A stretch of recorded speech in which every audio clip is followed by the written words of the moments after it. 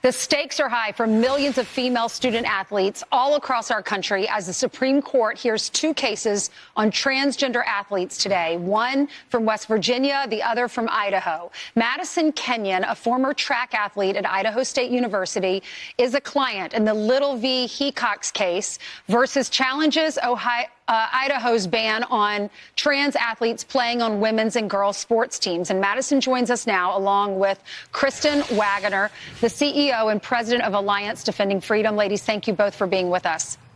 Thank you for having us. You're welcome.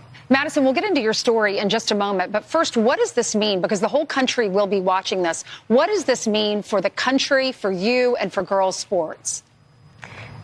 This is an opportunity that the Supreme Court has to tell women that we matter, that our sports matter, and that this bill that we are advocating for is truth, and it respects women, it respects biology, and it respects fairness. It would preserve fairness in our sports, because when you don't do that, women's sports loses its integrity.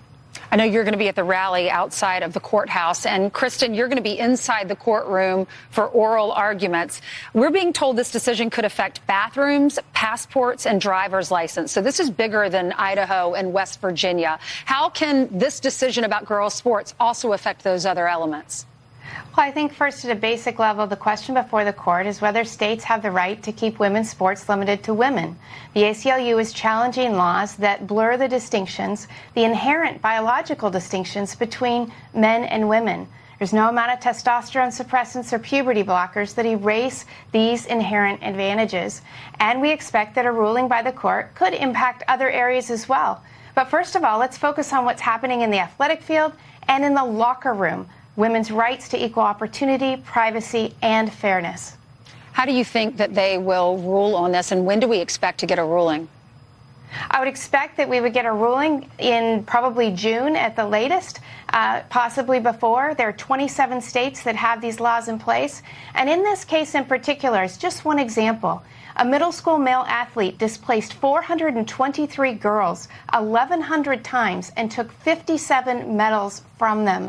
So a loss here means that girls become spectators in their own sports, and that we lose the inherent differences that we should be celebrating between the sexes. All right, those are all the different states that have already banned transgender students from playing in women's sports. Madison, tell us your story. What happened to you when you were running track, cross country at your university? So I received a scholarship to go to Idaho State, where I competed against a male multiple times, and each time I lost, I found myself displaced along with hundreds of women. I watched a teammate pushed off a podium, and I know that because that roster spot went to a male, there's a girl out there that didn't get it. And that's just not fair. It ruins the integrity of our sports. It sidelines us in our own sports, and we have nowhere else to go. When men compete against women, it is not fair. And so we're standing up and we're advocating that, this matters. We don't participate for a participation trophy. We're sacrificing every single day to go out there and increase our odds of a victory.